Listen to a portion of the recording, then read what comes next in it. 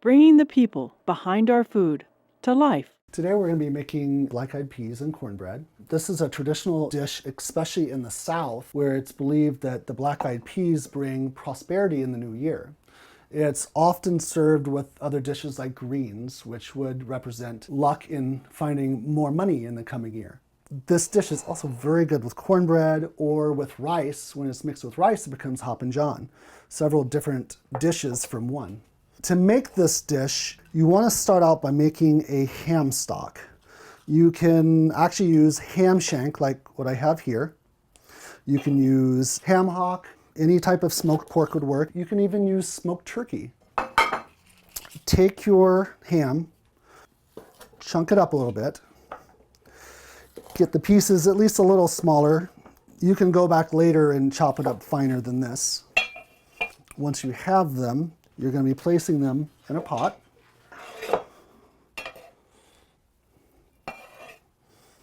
Along with some sliced up onion. And for your onion, you don't need to cut this very small. This is, by the time it's done, going to be cooking for several hours. So this onion is going to really dissolve down into nothing. Even for people who don't like onions, you're not going to get a big chunk of onion in your mouth and not like it. Also, garlic. With the garlic, again, you don't need this to be chopped up fine. Just take your knife, gonna smack it. Peel comes right off. Probably about a quarter cup or so. Throw it in, that's all you need. For seasoning, what I usually do, I have a seasoning mix I make up myself. If you don't want to make it up yourself, you can use pretty much any seasoning blend out on the market. A Creole spice is a good one. I usually start out with 3 tablespoons approximately. After it's been cooking for a while, I'll add in more if it's needed. I wouldn't add in a full 4 yet because you could end up with salty beans. Now, beans do love salt, but it's easy to go overboard. And bay leaf. Bay is really good in any bean or pea dish. Just take some, tear it up, throw it in the pot. Another little trick that I often do with the beans is add a small amount of baking soda, about a half teaspoon, and this helps the beans to soften up quite a bit. From here, throw in some thyme, and with thyme, again, this is a fresh herb, don't be afraid of it. If you buy it from the store, it's going to be wound up tight with this packaging here. Use that to your advantage. When you're buying thyme, buy the nice fresh ones, not the woody ones if you can help it, because you can just cut straight down and you don't have to worry about little wooden pieces. You don't have to worry about pulling the leaves off the thyme. That's really overkill. You might see that in some French restaurants somewhere, but for everyday people, that's really not feasible. You're looking for about a half a bunch. Run your knife over it if you need to. Throw it in the pot. Get that over onto your burner. Takes about 6 cups of water for this batch. Turn it up to high, and we're just gonna let that go. Oh, and don't forget the pepper.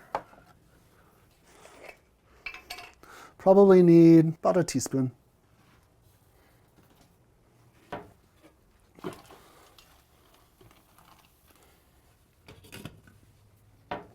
We'll let that go on high for a while, let it come to a good boil, then we're gonna turn it down and let it kind of simmer, kind of a high simmer.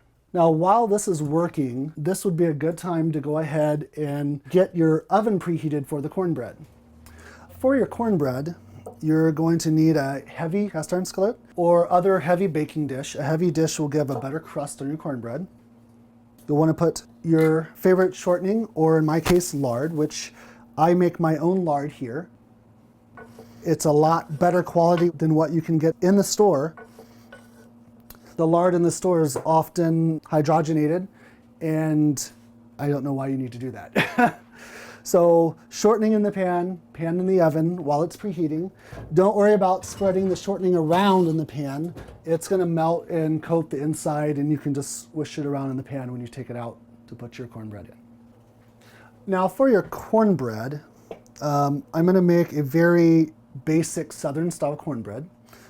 Southern style cornbread, the more traditional ones don't always have flour in them, like this one.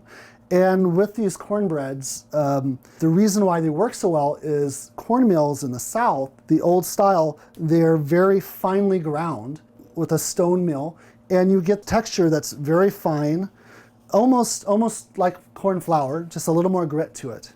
And this is the type of cornmeal you need for a light cornbread without having to have a lot of flour in it. So take your cornmeal, place it in your bowl. That is about 1 3/4 cup. Add the rest of your dry ingredients, baking soda, salt, baking powder, and optional, some people like a little sugar, some people don't. A traditional Southern style cornbread would have little to no sugar. It is not going to be sweet like a Northern style, sweet, almost cake cornbread. Combine your dry ingredients. Another thing you'll notice is that this cornmeal is white. A lot of the more traditional cornmeals are white out of the South. You can get yellow or white, and some people will tell you it makes a big difference. Some people have preference one to the other. I usually like the white, but it's not that big of a difference. Once the dry is combined, add your egg and your buttermilk. That's about 1.5 cups of buttermilk. You want to mix until everything is mixed together. It will have a smooth yet somewhat lumpy consistency. It shouldn't be super smooth, but it shouldn't have huge lumps in it either. Break up the egg, mix it all together. This is also the same batter that you would use if you wanted to make corn sticks or corn muffins. You could even use this in a skillet and make little flat corn cakes. It's very versatile. Once you have that mixed up, you want to take your preheated skillet out of the oven. It should be quite hot by now. A little bit of smoke coming off is perfectly normal. Swish around your grease. I'm going to get it all up on the sides. Careful not to burn yourself. And when you put this in, you should hear a sizzle.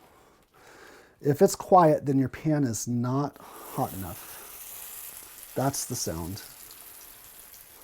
This is going to give a really nice crust for this cornbread. Another thing to note about this type of cornbread is when you make it this way, with having so little, if any, sweetener or sugar, and the fact that it has no flour, doesn't have a lot of enrichments, it's being baked in a very hot oven. So it does not take very long to get done.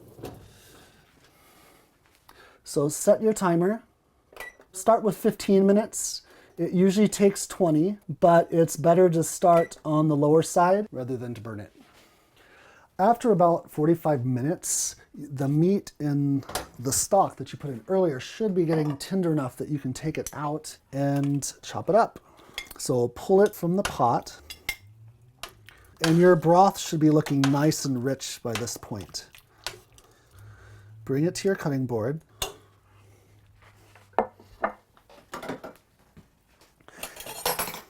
Just take a knife, cut it up into whatever size pieces you want, really. I like to leave them kind of big, about like this. That way you can tell you've got chunks of meat in there.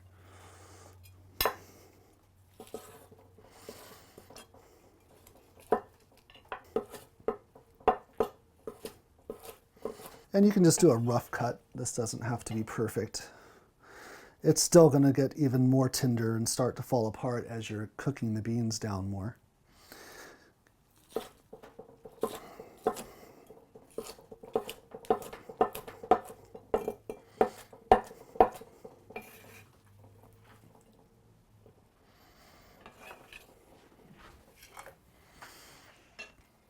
Put the meat into the pot.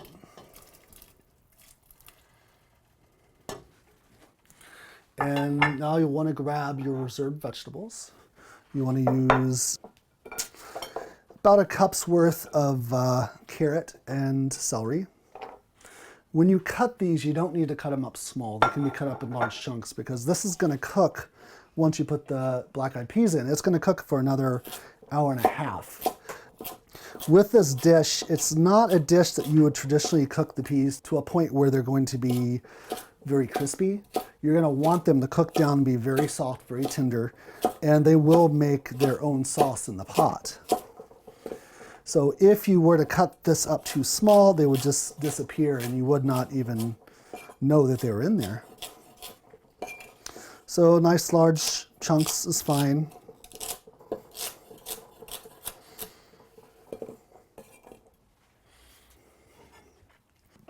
You'll want to take your vegetables over to your pot now.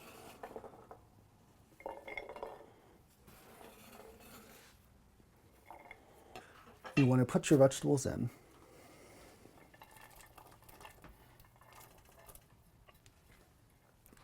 You'll notice also at this point how rich the broth is becoming. This is what you want to see. This is what's going to flavor those black-eyed peas. And now you can put the black-eyed peas in. They've been soaking for about an hour and a half, 2 hours at this point. With the peas, you don't have to soak them. It just makes the cooking a little faster. But even soaking them a couple hours will take as much as 20, 30 minutes off of your cooking time. Black-eyed peas can go in.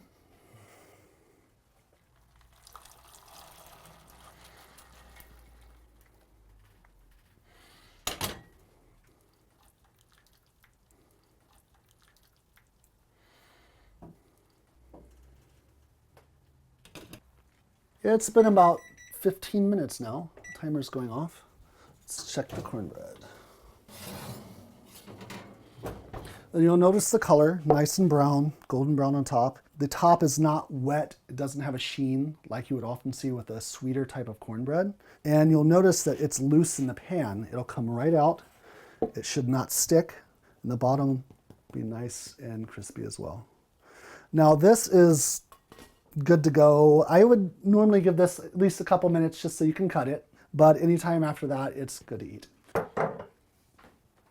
Now, after allowing the beans to cook for about an hour, they should be getting nice and plump. Still a little too hard to really eat and enjoy, but they'll start to plump up and get a little softer. This is a really good time to taste the broth, taste the bean, taste the veggie, and see if you need more seasoning.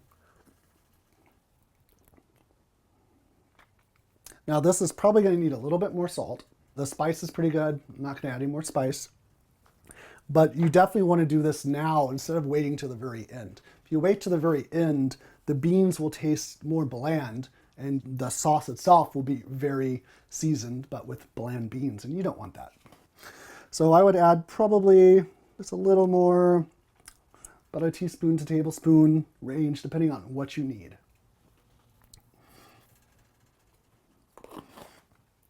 This is also the right time to add in the tomato.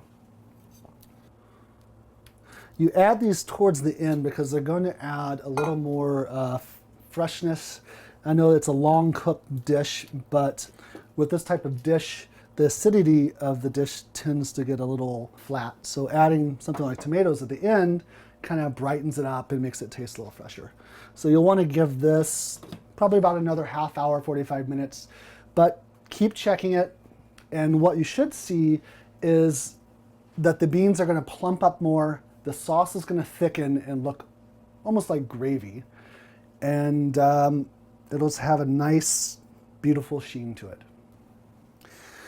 Now, after about another half hour, your soup should be pretty hot. It's been cooking for a while. Check and see the thickness. You should have a nice, thick, gravy formed. Once you get that and you've already adjusted your seasoning, you are ready for service.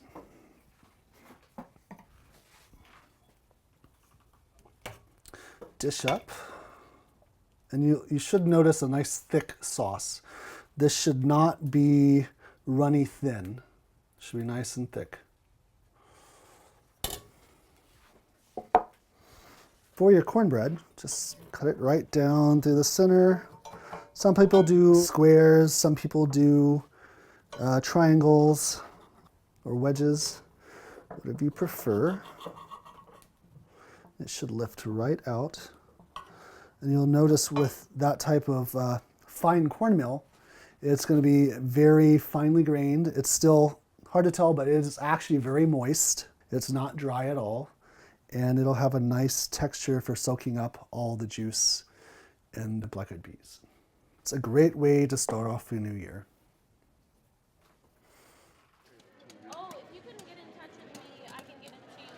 So this is our Fill Your Pantry market. The main difference between this event and a farmer's market is the bulk desire. You know, the customers come knowing that they're going to be buying a lot with the idea of people storing up for the winter.